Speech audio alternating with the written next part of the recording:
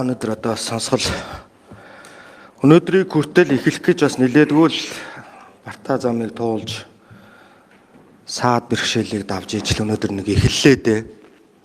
Ирдэгч хүн байна.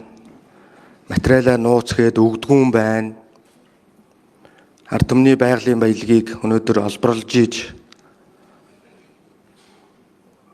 нууцлаад асуудлаагаас өөртөө ч наваа явжтiin байна. Нууц гисэн бүхний цаана хулгаал өөр байдгийг шүү.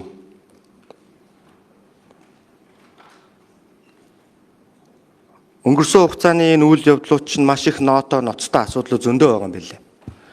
Өнөөдөр энэ парламент хяналт хэрэгжүүлэх чиг үүргээ хэрэгжүүлээд энэ сонсгол өнөөдөр ард түмний мэдэх хэрэгээр хангах хэрэгтэй. Нарийн мэдээлэлээр хангах хэрэгтэй. Яагаад гэвэл энэ Монгол улсын байгалийн баялаг. Тэрнээс бид нар өнгөрсөндөө зууралдаад байгаа юм байхгүй шүү. Зарим улсуудаас жоохон буруу ойлгоод байгаа шиг байл.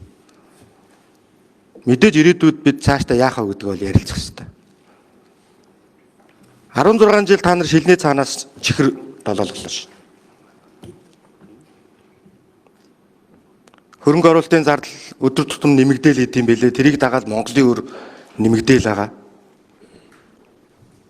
Бизнес эрхлэгч чинь угаасаа ярьж шүү. 9%-аас дээш үүтэй хүүтэй одоо ийм юу бол угаасаа дампуурлын ирмэг түргэдэг юм аа гэдэг. Тэгэхэд манайх өнөөдөр 11.3.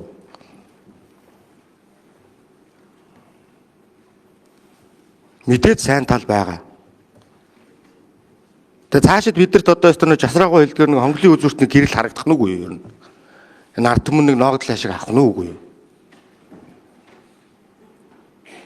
Одоо тэгээд энэ саяны танилцуулгаас чи харахт чинь за тэр гадаадад одоо тэр нөөцөө зөрүүтэй мэдээлэл юм байна. Та нар тодорхой хариултаа. Яагаад хариулаад байгаа? Яагаад молибдийн дотооддоо мэдээлэхгүй мөртлөө гадаад мэдээлээд идэгий?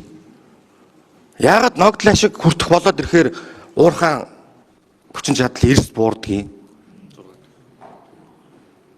Яагаад тэзүүгүй 10 жил үйл ажиллагаа явуулдгийг? Тэзүүн дээр мэдүүлсэн тэр мэдээлэлээсээ яагаад зөрүүтэй байдлаар техник тоног төхөөрөмжөө нэмэгдүүлж ажилдгийг? Гэх мэт олон асуултууд байна шүү дээ энэ дэр чинь. Тэгээд энэ дээр та нар тодорхой хариул. Тэр 10 жил тэр тэзүүг нь баталж өгдгүн бол тэр төрийн байгууллага гэж байх хэрэг юу вэ төрийн та нар? Чаддаг хүнд нөгөөд зайлах хэрэгтэй шүү дээ.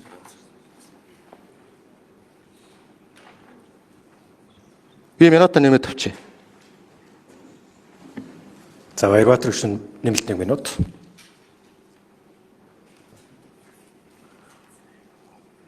Дээр нь өнөөдөр энэ төр хороо энэ сонсголыг хийгээд эндээс бид нар шийдвэр үр дүнтэй дуусгах ёстой шүү. Хэрвээ асуултанд ямар нэгэн байдлаар тойр байгуулгаар болтож тодорхой бус хариулт өгөөд байвал энэ үр дүн гарахгүй. Бат найрамдал дарга хэллээ шүү дээ. 6 удаа өрсөн шүү дээ та нарыг. Ирээд хаалттай байдлаар ч гэсэн асуудлаа ярилцаж болох л байсан шүү дээ. Тэгээ манай хамт олонны шийдвэр гээд ингээд утгагүй юм яриа суучих юм өөдөөс. Тийм л ил тод нуугаад ахын байхгүй бол ил тод байгаад асуудлаа ярил та. Наа чинь хардлага төрүүлээд байгаа учраас та нарын тэр оффист чи аюулгүй байдал алдагдаад байгаа шүү дээ. Магадгүй тэрнээс ч том юм болохыг үгүйсэхгүй шүү дээ. Энэ иргэднийг уурлал. За хариултаа. За миний төрний хэлсэн юмнууд бас бүрэн сайн ойлгодог гэж магадгүй. Молибдентэй холбоотой асуудлыг бол нууц юм хариулахгүй гэж хэлээгүй. Тэн дээр зүгээр мэдээлэл нь алга байна гэд сая бид эдийг ярьж байхаар манай Отхон Баяр гишүүн менежер мэдээлэл олж байгаа тэрэн дээр тайлбар хийя. Молибдентэй холбоотой асуудлаар. Нууцтай холбоотой асуудал дээр бас нэг нэмээд юм хэлээ. Тэрний яг компани дотоод дүрмийн дагуу ингэ явсан.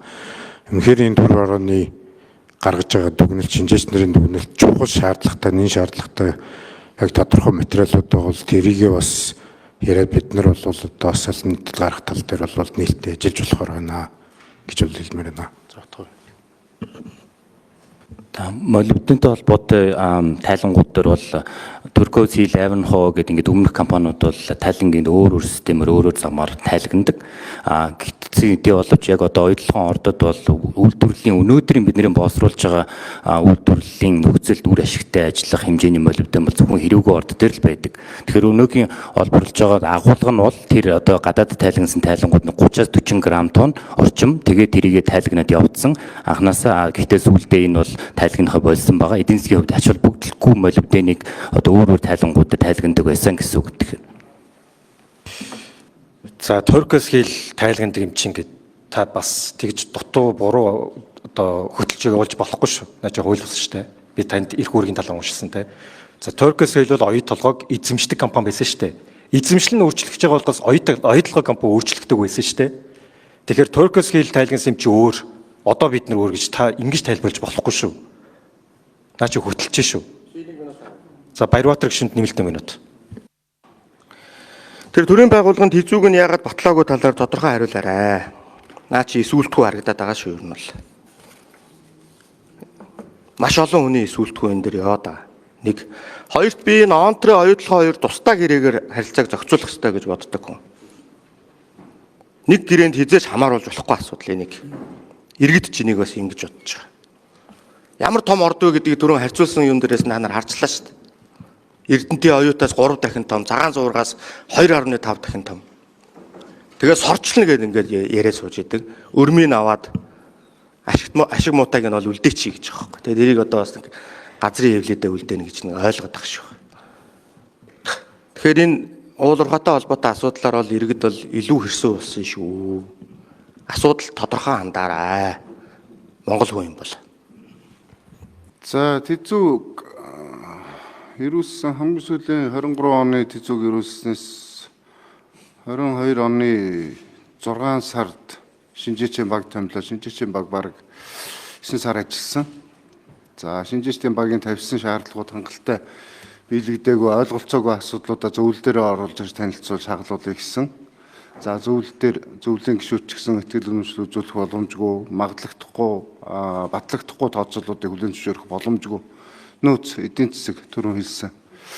Энэ тооцооллууд дээрээс нь 2 сая түрүүн би бас ярьсан 2 компанийн хоорондын тооцоонуудыг холилдсон байсан болохоор тэрийг нь салгаж гаргаж ирээ гэсэн байдлаар буцаасан. Тэгээ одоо эргэж орж ирээгүй хүлээгдэж байгаа.